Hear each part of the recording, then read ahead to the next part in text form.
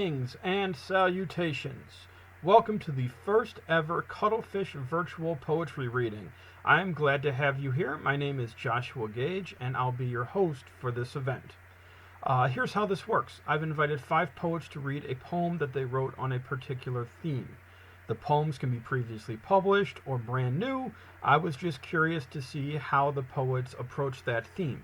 Then I asked them to record themselves and send me a video. Then I assigned them a second theme and asked them to record a video of them reading a poem on that theme by a second poet or a different poet. My idea, of course, is to promote poetry. All the poets I've invited are brilliant, and they all have books that you can order and purchase. I'll be putting links in the description of this video so you can do just that. However, I also want to build a poetry community, and I think think about the ways in which poets from the past and even our contemporaries can inform us in these times. So that's my goal and mission for this reading series. I hope you enjoy. The first theme I assigned poets for this reading series is isolation. Right now, we're about 2 or 3 weeks into the coronavirus lockdown. And many of us are cooped up and isolated. We need to stay 6 feet away from each other. We can't go out unless it's an emergency or a necessity. And we're struggling to maintain some sort of sense of normalcy. I think we're all feeling pretty isolated, and I thought poets could speak to that. The first poet I've invited is literally to blame for this series. It's all his fault. I had the privilege to review John Fry's book with the dog star as my witness for the Crescent, and I'll post a link to that review as well.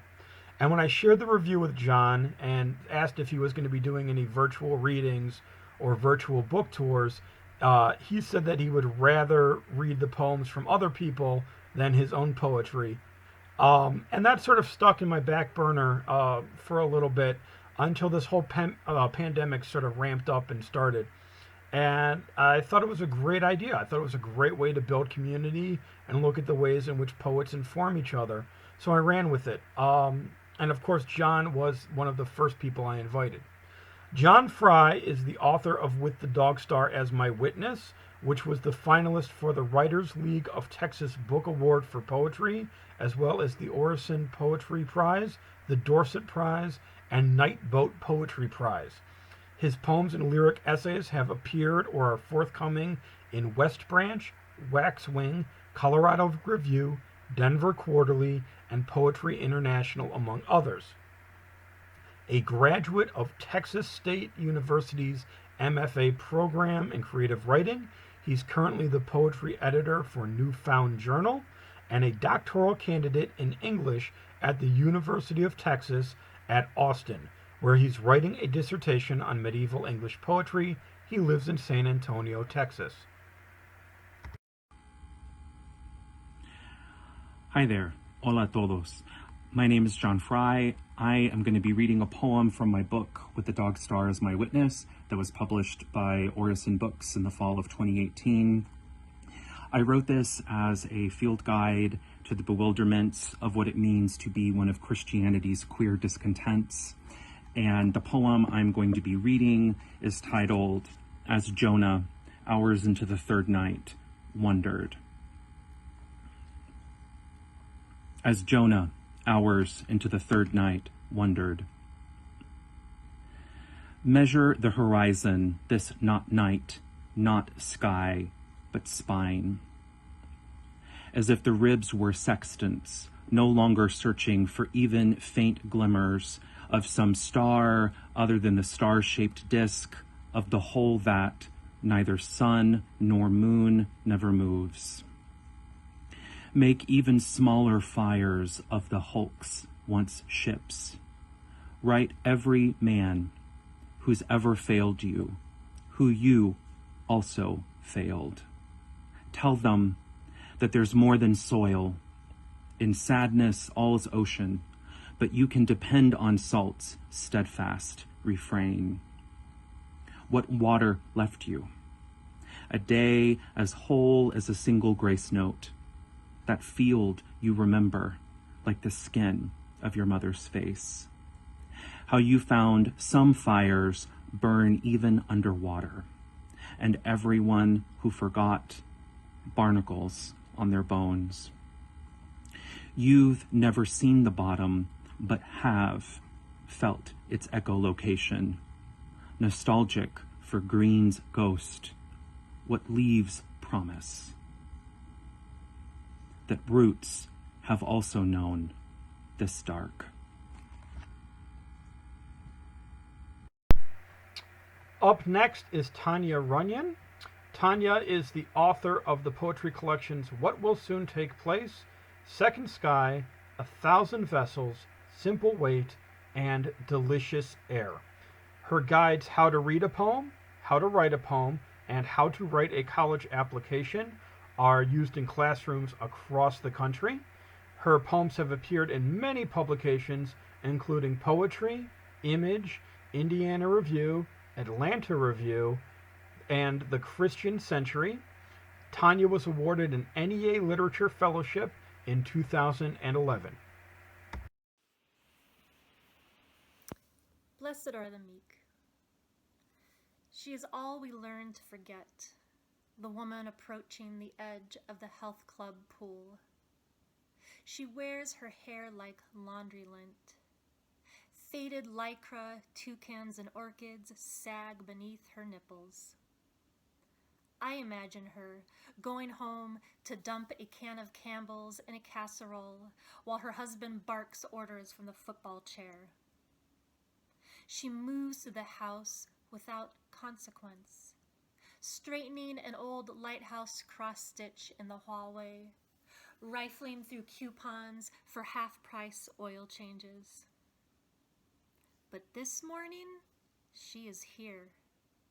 Her eyes take in the narrow lane of water as if it were the river of an ancient civilization, and she plans to wrap her arms around time itself. She twists, then stretches her mottled fingers to the rising dough of her feet. She catches my stare, arches her brows at me, and jumps, gliding and breathing, gliding and breathing, as I fade above the churning waves. Up next is Megan Burns. Megan, I met Megan at Naropa University where we went to school together, and it's been a real pleasure watching her poetry career just explode exponentially since then on Facebook. I'm really honored that she's taken the time out of her busy schedule to read for us, to join us in this reading series, and I'm really excited that I can share her work with you. Megan Burns is the publisher at Trembling Pillow Press. She is the co-director of the New Orleans Poetry Festival and has been hosting the Blood Jet Poetry Reading Series in New Orleans for the past 6 years. She has recently been published in Jacket Magazine, New Laurel Review, Dream Pop, and Diagram. Her poetry and prose reviews have been published in Tarpaulin Sky, Gently Red Lit, Big Bridge, and Rain Taxi. She has 3 books, Memorial in Sightlines, Sound and Basin, and Commitment, published by Lavender Inc. Her recent chapbooks include her Twin Peaks chap, Sleepwalk with Me, Horse Less Press, Beneath the Drift, Red Mare, and Fuck Love, I'm Sorry Someone Hurt You by Shirt Pocket Press. Her 4th collection, Basic Programming, was published by Lavender Inc. in 2018. Her forthcoming poetry collection is called Seraph. Hi, I'm Megan Burns, and this is a poem that I wrote that's called Bound. Bound. Feathered, left off poem, I'm bound to make something in this life. Are you maze or labyrinth? Picture this. I said I would give anything. I stood over him, pausing long enough to say to poet, I give up love. They close their wings to me. I hear the spelling, her heart will only desire what cannot touch her. dead-end filling, deck to availing. I went back to the path, and the architecture changed. You think I don't notice the slippiness dream? I see. It crumbling, I have untied my list of gratitudes. If I could have rooted it from its wounding, they don't tell you. If I could have rooted it from its wounding, you don't ever get what you need in this life. I am bound to you, I am bound to you, I am bound to you. Heart of dangerous water, some flood. I spent all of my life near enough to damage. I thought damage itself was the language of affection. We are ever at war.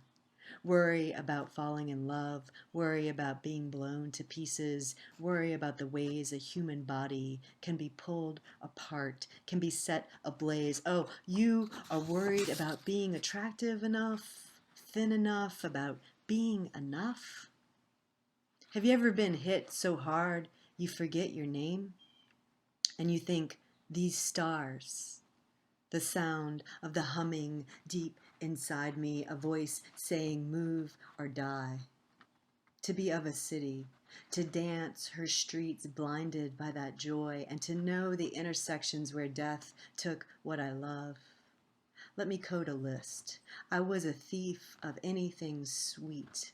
I wanted everything, and the chaos, she is inside me. Wall follow, madness is the first sign. You are bound to be here. Never enter a path that has 2 marks on it. The truth is there is nothing. I sing its emptiness. I am slipping what you need inside of letters. I have never found anyone who can read the whole code. If the path you came in on only has 1 mark, turn around and return along that path, marking it again. A bidirectional double tracing is one way to escape, but it takes you back to the beginning, and there are a lot of ways to never make it home. Our 4th poet is Deborah L. Davitt. Deborah L. Davitt was raised in Nevada, currently lives in Houston, Texas with her husband and son, and her poetry has received Riesling, Dwarf Star, and Pushcart nominations, and has appeared in over 50 journals. Her short fiction has appeared in Galaxy's Edge, Compelling Science Fiction, and Flame Tree anthologies. This is my poem, Zippy Totek, which was featured in Spectral Realms at the beginning of 2020. Zippy Totek. They flayed me alive, draped my skin over the statue of the god, so that the red flesh clung to the stone. The priests didn't know that he kept me alive, even as they took my skin from him to wear as vestments in the fields. As they prayed for the corn to grow, they didn't know that I followed them, leaving red footprints in the black earth. Didn't know that my teeth bared white against the ragged, bleeding hole that was my mouth. Didn't know that it was their flesh, their blood, their sacrifice that would renew the earth. But I did, because the God walked with me, and I was him, and he was me. One set of red footprints in the black earth. Our 5th and final poet for this reading series is Abigail Wildes, who is a beautiful oddity. This mischievous Southern belle writes poetry that is a pleasure to read, with rhythms and rhymes that bring you back to the nostalgia of Shel Silverstein and Dr. Seuss, with the macabre themes of Poe and Edward Gorey. Not only is her first book, Tea with Death, a wicked pleasure to read, it's also a feast for the eyes, as every poem is accompanied by a beautiful ink image done by the incredible Gianna Pappas. Hello, I'm Abigail Wildes, and my first theme was isolation. So I'm going to be reading you a poem from my book, Tea with Death. And the poem I am reading is called A Haunted Life, and it is dedicated to Sarah Winchester. Oh, sorry about that. It's dedicated to Sarah Winchester. A haunted life. Full of riches, full of charms, still infant lost from wanting arms.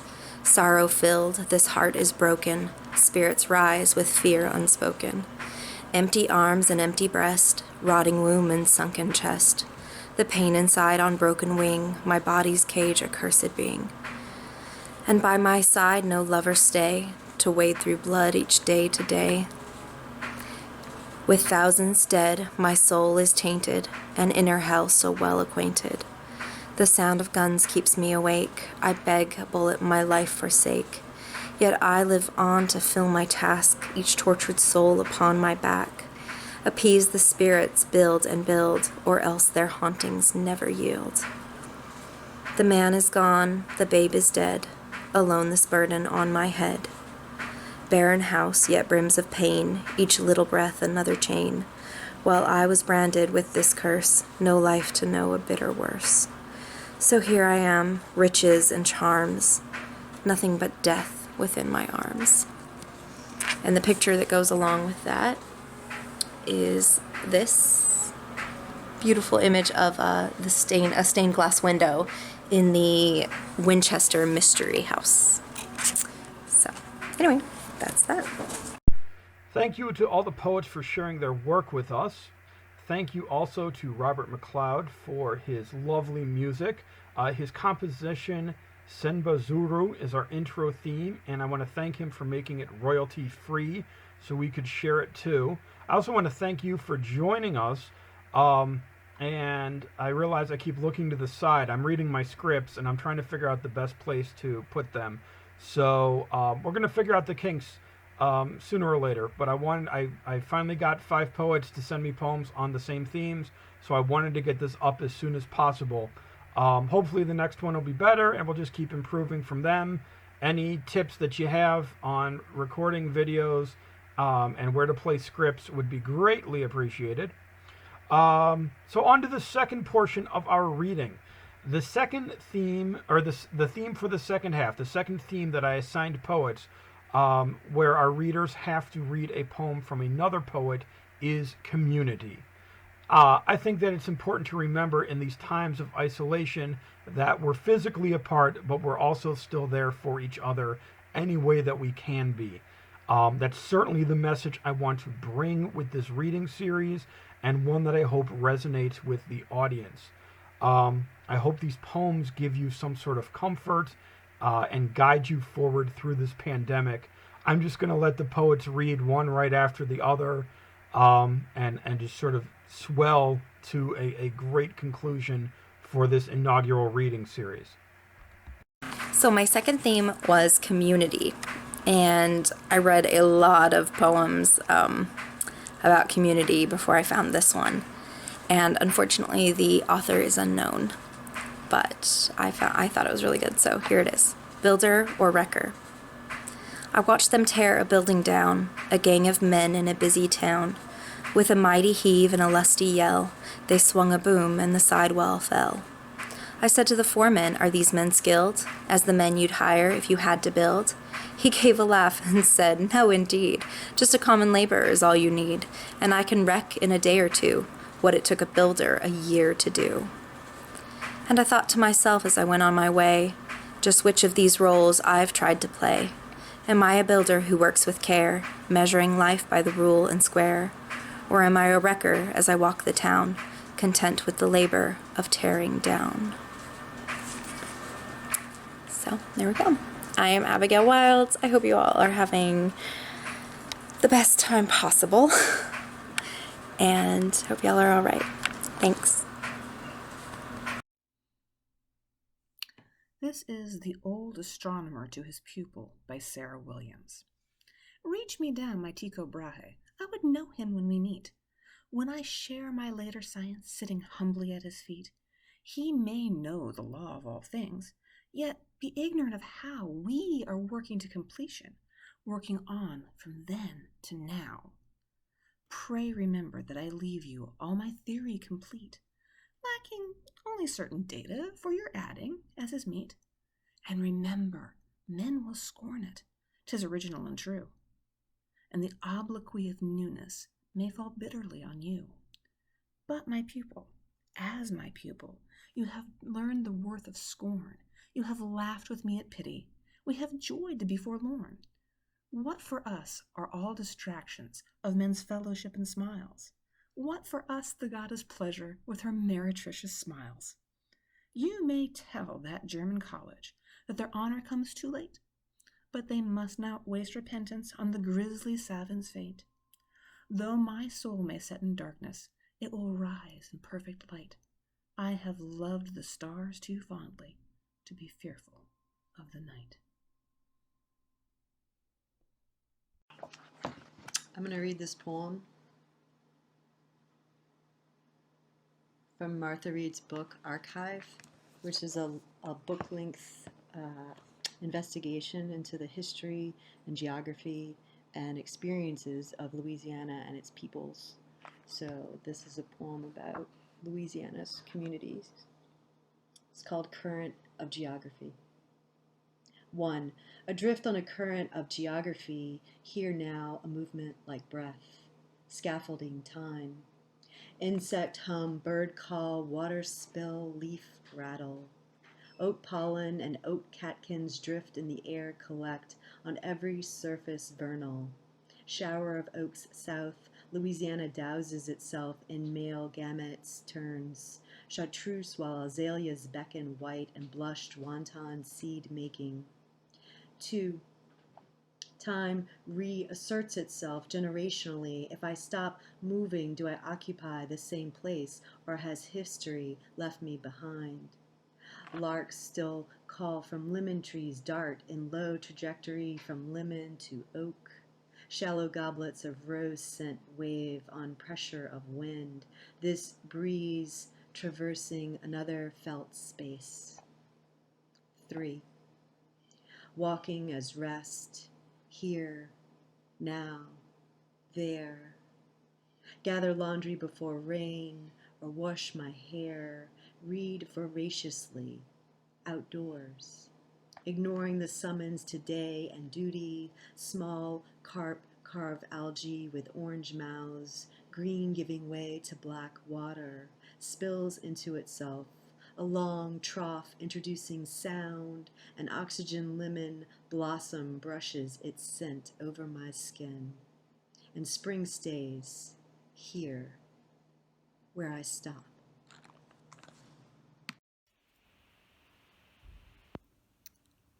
This is a poem by Marcy Ray Johnson called Friendship is Magic.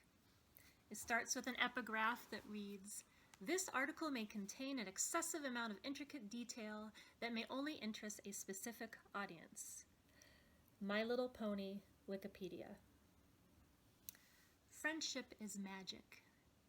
You are all my very best friends. You cutie pies, you pink and purple lovelies I have kept in the original packaging until the day I need you most, until the day the stars fly out of the sky and I can't stop crying with the one eye remaining, the other having already been given to the friends of the end of the world. You, my sugar cubes, my rainbow brood, each with a sign that makes you unique, the mark of the beast, the pony, the unicorn that remains after the flood made everything new. It doesn't matter anymore what your sin, it's all afire. Oh, the grand gala, the pink gala, where everything you eat is sweet. Put the sugar in your mouth, oh, taste and see. The magic makes it all complete.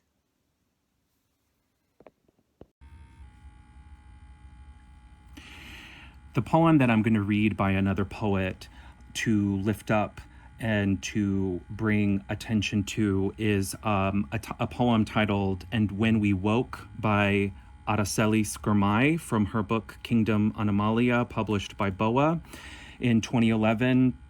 This is one of the books published in the past 15 years that has been the most important to me.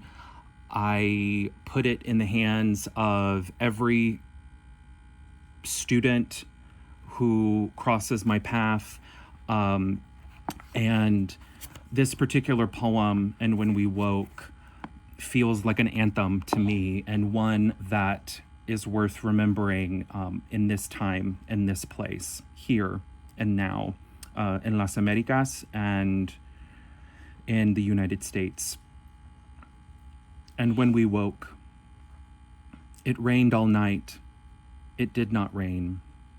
I strapped my life to a buoy and sent it out, and was hoping for a city whose citizens sing from their windows or rooftops about the beauty of their children and their children's eyes, and the color of the fields when it is dusk, and was hoping for a city as free as the rain, whose people roam wherever they want, free as any real free thing is free, joyful, green, and was hoping for a city of 100 old women whose bones are thick and big in their worker hands, beautiful as old doors.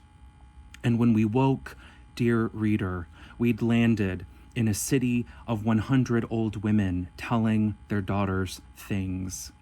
And when we turned to walk away because we did not think we were citizens of this strange and holy place, you and I, the 100 old women said, "No, no, you are one of us. We are your mothers. You too, come and listen to our secrets.